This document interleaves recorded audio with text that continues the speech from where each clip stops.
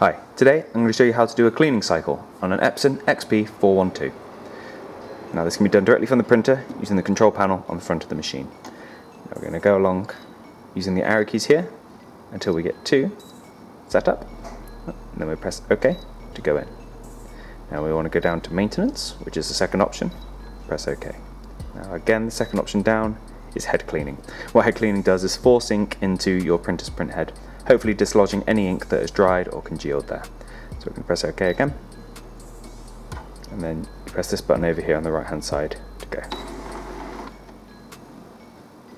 Now this will take a while, it's an automated process, there's nothing really needed from you, so I'm just going to let it do its thing. Now with the print head cleaning complete, you're presented with the option to either finish cleaning or do a nozzle check. A nozzle check is a breakdown of all of the colours your printer is able to produce, and can be handy to see either if there is a print quality issue, like lines down the prints or a colour missing, or if this cleaning that we've just performed has actually resolved it. So I'd recommend doing a nozzle check just to see how that's gone for you, and hopefully it's been positive. I hope you found this useful. If you have, please give us a like. If there's anything else you'd like to know, let us know in the comments down below.